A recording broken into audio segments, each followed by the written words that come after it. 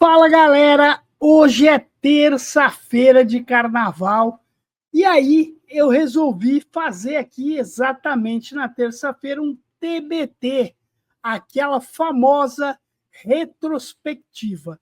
E eu fui buscar um assunto que é um assunto muito legal, que eu particularmente sou apaixonado, que é todo o processo de empresas de cobrança.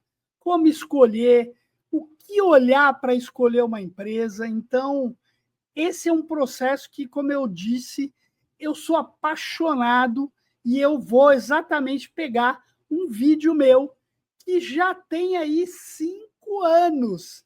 Foi um dos primeiros vídeos que eu gerei aqui e eu vou comentar e passar um pedacinho para vocês sobre esse vídeo. Antes, roda a vinheta. Aliás, nova vinheta aqui com os novos patrocinadores. Vamos lá.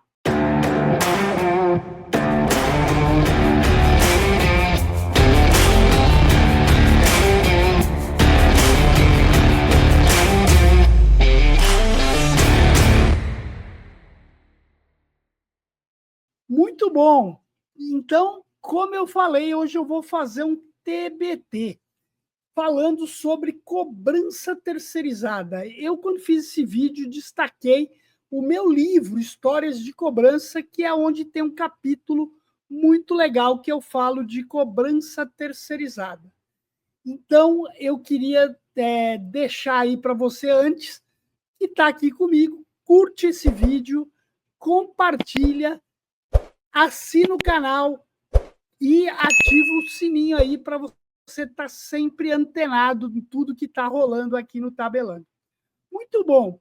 Bom, esse vídeo ele vai ter alguns, a gente preparou alguns cortes e eu vou falar sobre alguns assuntos legais que eu comentei nesse vídeo. O link desse vídeo, se você quiser assistir ele inteiro, ele vai estar na descrição desse vídeo. Mas primeiro eu comentei um assunto bem legal, onde eu falo como surgiram muitas das empresas de cobrança e como é que elas se transformaram. Então, um assunto bem legal, acompanhe aí. Queria começar falando um pouquinho de como é que surgiram muitas dessas empresas, né? Eu lembro que quando eu comecei a atuar no mercado de cobrança, a gente tinha aí muitas empresas de cobrança que, na verdade, faziam um papel muito além da cobradora em si, né? Faziam um papel, inclusive, às vezes, do agente arrecadador. Eu lembro de uma passagem numa grande financeira que eu tive, que a gente tinha operações em todo o Brasil, e em muitas regiões, e é inacreditável, existia uma financeira, ou numa cidade próxima à nossa financeira, e na cidade onde as pessoas, de repente, residiam, não tinha sequer um banco. E muitas vezes essas empresas de cobrança acabavam, na época, operando como um agente arrecadador, né? Muitas vezes não como um cobrador, mas como uma unidade disponível para que a pessoa fosse lá pagar. Muitos desses escritórios de cobrança surgiram muitas vezes de uma pessoa que trabalhava no banco, se aposentou, abriu uma oportunidade de ter uma empresa e acabou pegando um pedaço dessa carteira desse banco que ela trabalhava de repente para cobrar, né? Ainda é um processo uh, muito aberto, muito distribuído, né, pelo Brasil todo. E esse processo foi se mantendo assim, né, até basicamente a privatização do sistema Telebrás, que ocorreu lá em 1998, onde as distâncias, né, em termos de telefonia acabaram se encurtando. Antigamente era muito difícil e era muito caro, muito custoso você fazer uma ligação interurbana. Então, se você tinha um cliente na Bahia e estava em São Paulo, existia um custo de interurbano muito grande. Muitas vezes esse custo massificado fazia com que empresas acabassem tendo que abrir unidades em locais, né, em cidades, muitas vezes de interior, tudo isso exatamente para proporcionar uma operação local. E em muitas dessas empresas, na época, existia o atendimento pessoal. Todo o processo de bancos, né, de pagamento, de meios de pagamento, não era como acontece hoje, onde você simplesmente pega um código de barras e faz um pagamento através de um celular, mas antigamente tudo era muito mais físico. Então, a necessidade da pessoa ir até um banco ou ir até um local realizar o pagamento muitas vezes fez com que essas empresas que também criassem ambientes de atendimento pessoal muito grandes. Né? E o mercado foi evoluindo, né? O mercado de bancos foi evoluindo, nível de operacionalização e de meios de pagamento evoluindo, e muitas dessas empresas foram se reinventando, centralizando operações, de novo, principalmente depois da operação, depois da privatização do sistema Telebrás, o custo de telefonia acabou ficando muito menor, e que viabilizou, na verdade, eu não ter mais aquela necessidade de grandes filiais. No meu livro, eu conto histórias de algumas empresas, né? Uma delas que eu cito e que quem trabalhou com cobrança conhece muito bem, né? Nessa época foi o Grupo Unidos. O Grupo Unidos chegou a ter aí centenas, né, de filiais. Muitas empresas que hoje existem como empresas de cobrança acabaram, muitas vezes, nascendo, sendo um representante autorizado na época do Grupo Unidos, né, no local, numa região lá, de repente, de interior ou numa região um pouquinho mais afastada. Né? E hoje essas empresas evoluíram, a gente já tem hoje um nível de muitas empresas ainda disponíveis no mercado, mas um grande nível de profissionalização. Né? Mesmo em pequenas empresas de cobrança, a gente já percebe níveis de qualidade, níveis de treinamento, de atenção e de preocupação muito grande na prestação de serviço. Uma parada rápida agora para dar destaque a nossos patrocinadores. Queria dar destaque à Assertiva, mais que inteligência e dados, soluções integradas para o seu ciclo de negócio. Se você precisa de soluções para crédito, prevenção à fraude e cobrança, conheça a Assertiva, tem muita coisa interessante para você utilizar de lá. Grande abraço para o Ederson. Muito bom, muito legal. E aqui, agora, eu vou passar uma parte desse vídeo aonde eu comento sobre sempre aquela dúvida: cobro internamente ou cobro externamente? Contrato empresas ou mantenho a minha operação dentro de casa? Isso tem prós e contras e eu falei um pouquinho aqui nesse vídeo, um pouco de cada uma das coisas. Acompanhe aí. Mas para a gente falar um pouquinho de cobrança terceirizada, né? Era importante a gente falar um pouquinho sobre como é que eu decido se eu vou fazer a cobrança dentro de casa ou fora de casa, né? Vamos imaginar que eu tenho lá meu processo de cobrança e eu preciso começar a cobrar em algum momento, né?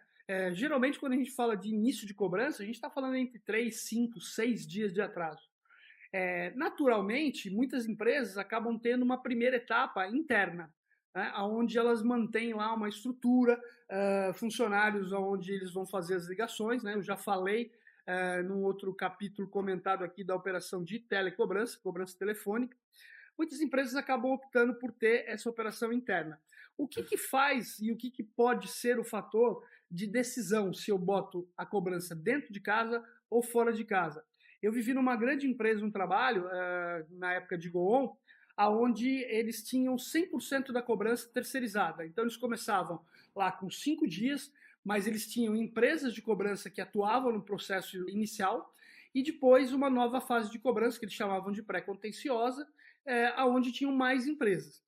E num determinado momento, essa empresa chegou à conclusão do seguinte: puxa, eu tenho uma belíssima estrutura de atendimento dentro de casa. Eu tenho ferramentas de descagem, eu tenho ferramentas de call center, eu tenho uma equipe de treinamento para call center muito dedicada. E num determinado momento ele chegou à conclusão de falar: puxa vida, por que eu não trago esta operação para dentro de casa, né? A primeira fase da minha operação, e eu posso gerenciar isso com mais calma. No meu livro eu falo um pouquinho dos benefícios, né, dos prós e contras, e existem prós e contras em ambas as situações. Né? O que a gente pode pensar quando eu falo eu quero ter uma operação interna? Eu tenho alguns benefícios. O funcionário vai ser meu funcionário.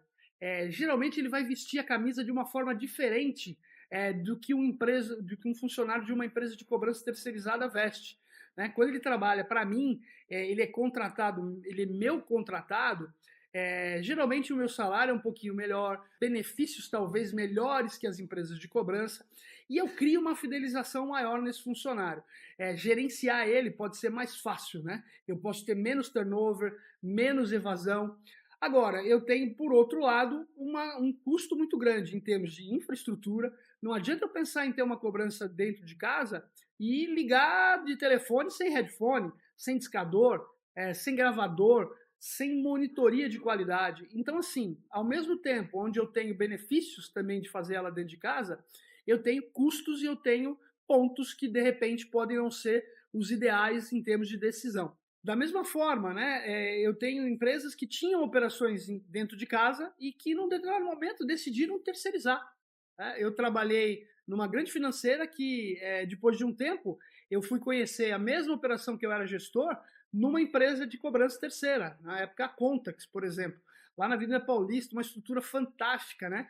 Monitoria, tudo de melhor em termos de infraestrutura. Então, assim, tomar a decisão de fazer dentro de casa ou fazer fora, ela é uma decisão estratégica e uma decisão que ela é do momento que cada empresa vive. Se eu tenho uma estrutura, se eu tenho já todo um parque tecnológico montado para isso, talvez valha a pena realmente eu fazer dentro de casa. Agora, se eu vou ter que adquirir, se eu vou ter que investir, estruturar, né, criar um processo operacional e de infraestrutura toda dedicada à telecom, porque isso não é simples, né, talvez valha a pena eu optar pela terceirização. Agora, o que é importante a gente falar, né? Terceirizar não é simplesmente deixar de mão ou deixar para alguém fazer.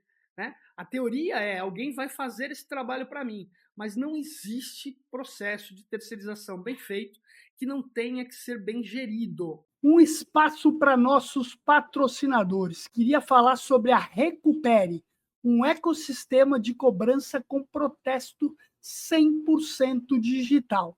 Uma alternativa hoje para você, inclusive, postergar a prescrição da sua dívida. O protesto é uma alternativa para isso. E a Recupere tem uma solução fácil, acessível e ainda com um portal de recuperação.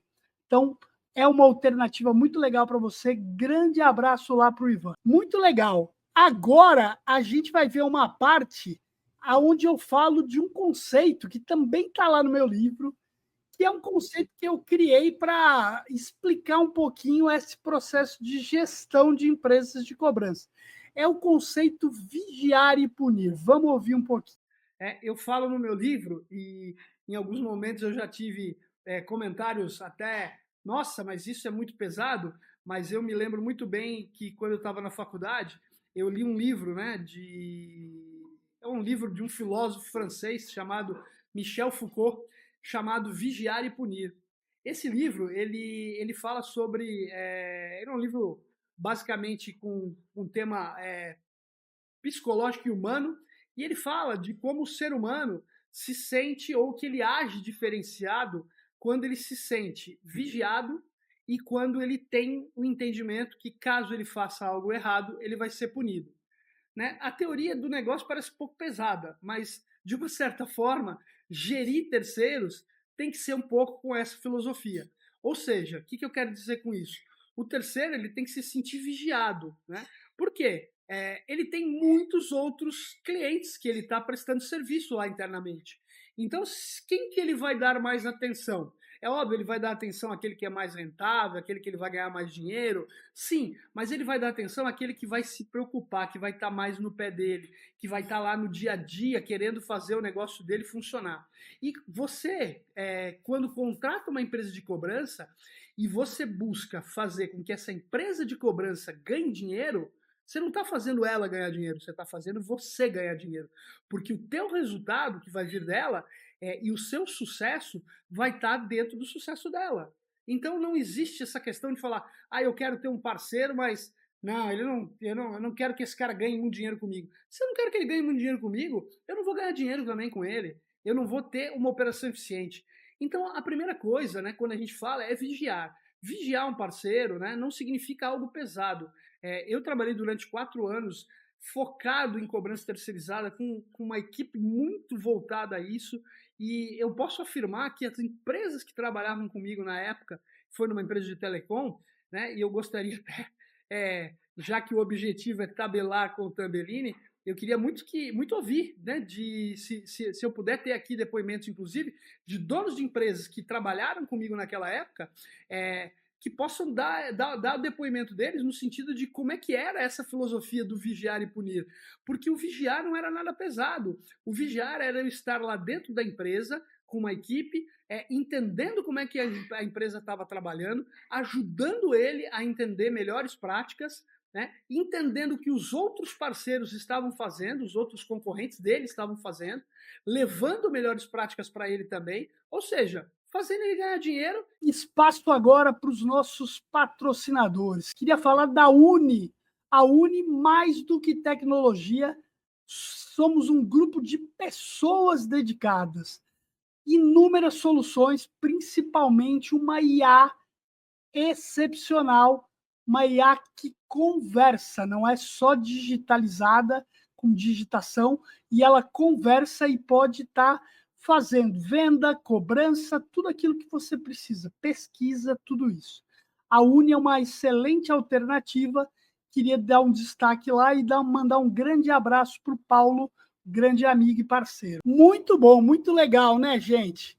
Enfim, agora eu vou comentar nesse vídeo sobre o processo de terceirizar. Não é largar, não é terceirizar e simplesmente deixar o outro fazer.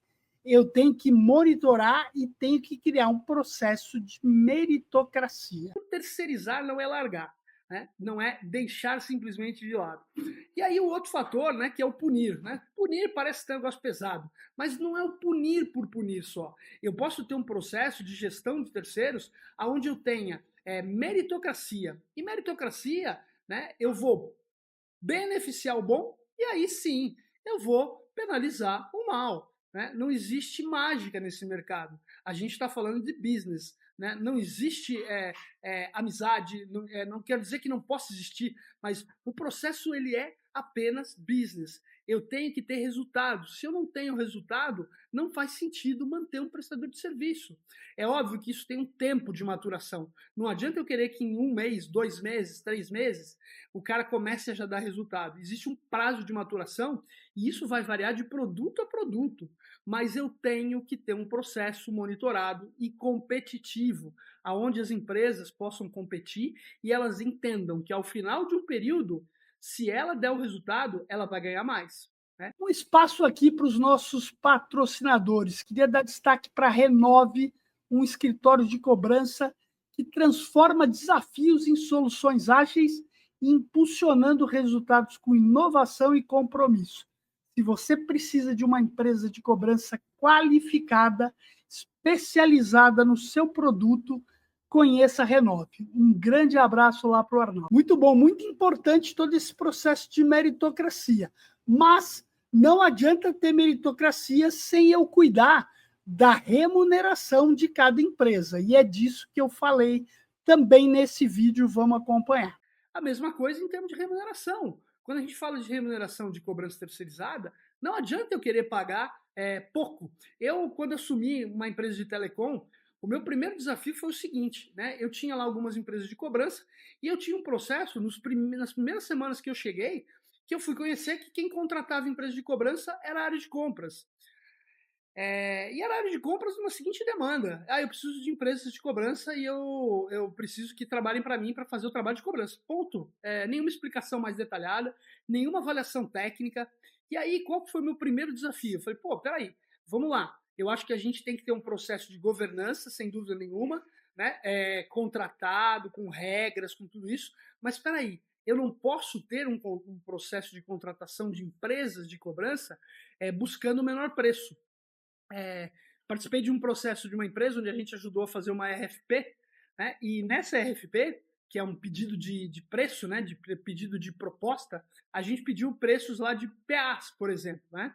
E na época, a gente tinha empresas que giravam entre o preço de uma PA. O que é uma PA? Uma posição de atendimento, custo de uma operação de atendimento, né? Que tem lá 2 pessoas sentadas, 12 horas por dia. Quanto custava em média uma PA naquela época? De 10 a 11 mil reais. Eu tinha preço lá, que dentro desse processo, que chegava a 10, 11, 12. Tinha empresas que chegou a me oferecer 13. 13 não dava, está desclassificada, preço muito caro. Por outro lado, tinha uma empresa que me ofereceu 8, um preço de posição de atendimento.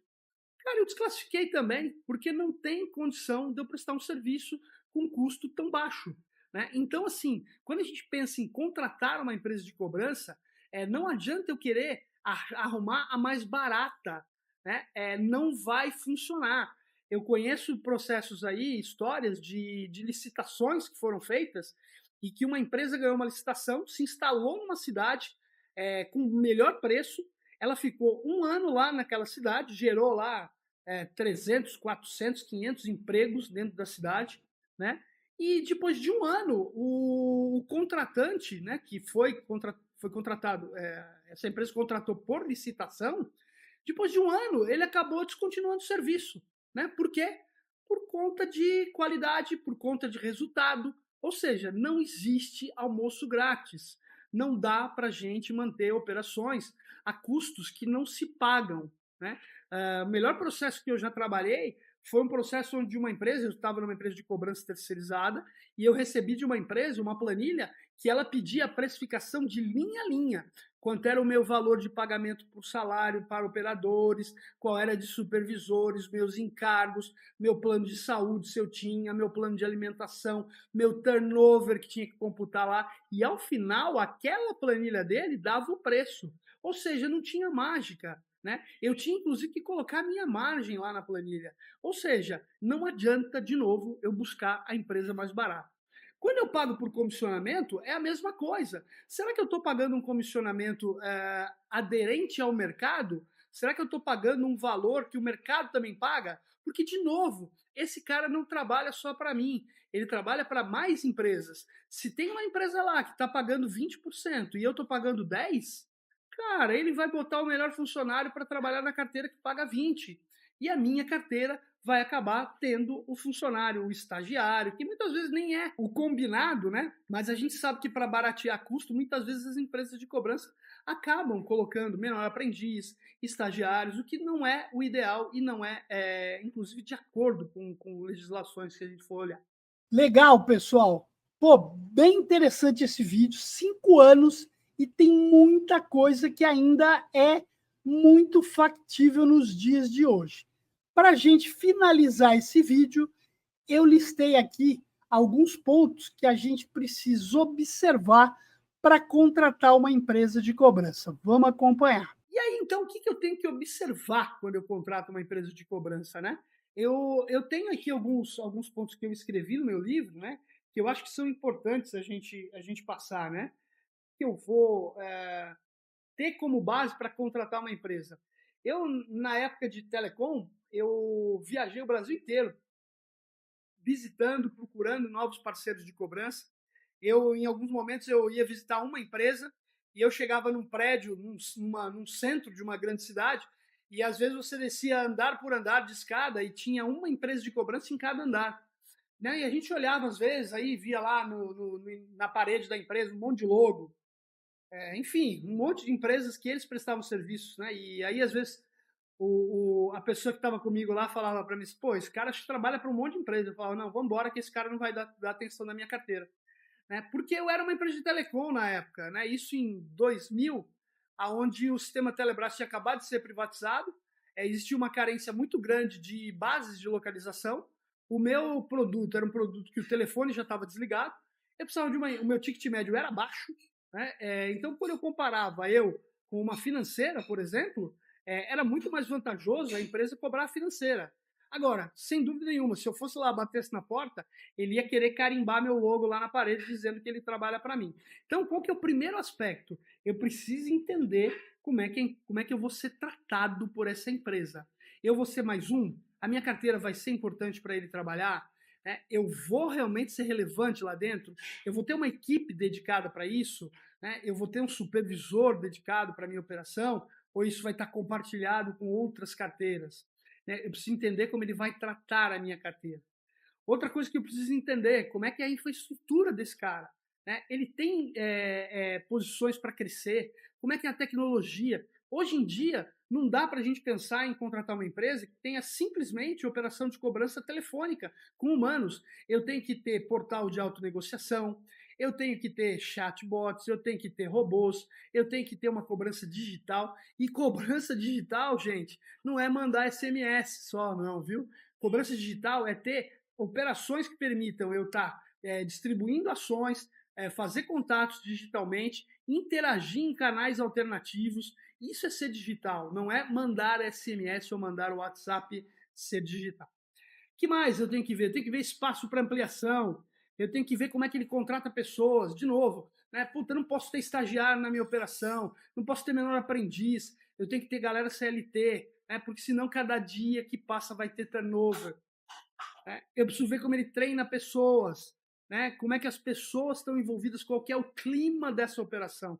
Já visitei empresa de cobrança que eu fiquei 15 minutos lá e me deu vontade de sair correndo, porque a operação é extremamente barulhenta, um calor, apertada, não estava de acordo com o NR17, enfim, né? Uma série de limitações que não dá para a gente pensar que uma pessoa vai conviver lá feliz, trabalhando 6 horas por dia, fazendo 150, 170 ligações por dia. Né? Então eu preciso entender a estrutura e principalmente conversar com operadores, né? Ir lá na área de descompressão do cara, ver como é que é o clima, passar um pouquinho, ouvir um pouquinho os comentários. Tudo isso faz parte de uma contratação consciente. Né? Não adianta eu contratar só o cara que vai lá bater na minha porta, leva um presente para mim, mostra lá um folder bonitinho, eu preciso ir lá conhecer para ver a empresa dele funcionando. Só assim. E aí, uma outra coisa, né? Precisamos entender como é que está o cara financeiramente também. Né? Não existe processo de cobrança de sucesso sem que o cara tenha que investir. E cobrança terceirizada, e essa é a diferença muitas vezes de uma empresa que nasceu fazendo cobrança e hoje um contact center. Contact center nasceu fazendo venda de PA, né, fazendo venda de serviço. Né, e muitas vezes investir dinheiro, colocar dinheiro antes da receita é um desafio. Né? As empresas de cobrança já nasceram tendo que investir antes de ter receita. Então, a solidez financeira do teu parceiro é algo essencial. Ele vai ter que ter recursos para investir na tua carteira, para tentar na frente botar mais dinheiro para depois sim colher os frutos. E aí, né, o principal, né, tenha certeza que esse cara vai fazer a diferença para você. Ele não pode ser mais um, ele não pode ser apenas mais um. Ele tem que ser um cara que vai fazer a diferença. Né? Não existe hoje um processo onde a gente possa pensar que eu terceirizo cobrança, e aí eu tenho amigos, amigas, tenho uma grande amiga que trabalha num grande banco, hoje, basicamente a vida dela é viver dia a dia nas empresas de cobrança terceirizada que trabalham para o banco.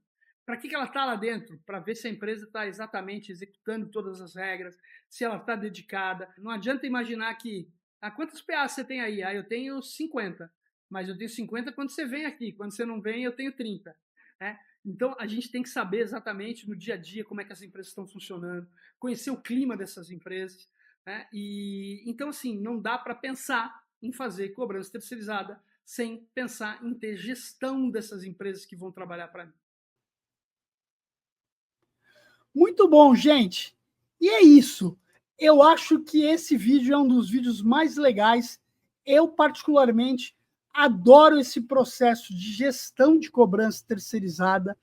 Entendo que as empresas de cobrança terceirizada são algo importantíssimo para esse nosso país e por isso a gente está agora melhorando o nosso curso que chamava Imersão de Assessorias de Alto Desempenho. Agora a gente está criando um curso muito maior, com participação de mentores que vão estar presentes. A gente em breve vai estar fazendo uma divulgação massiva disso e você vai poder contratar. Esse é um curso que, ao invés da imersão, que era um final de semana presencial, vai ser um curso com diversos encontros semanais, com aulas online, e aí a gente vai ter, sim, algumas aulas presenciais. Esse é o nosso Gestão 360, focado, o único curso nesse país, focado para empreender, melhorar o processo de empresas de cobrança nesse país. Um segmento tão importante como o que eu comentei e como foi descrito nesse vídeo de hoje. Galera, você está comigo até agora, não deixa de curtir o vídeo, compartilhar, assinar o canal e ativar o sininho lá para toda terça e quinta você receber a indicação dos novos vídeos. Era isso para hoje, um feliz final de carnaval aí para você, um grande abraço e até a próxima.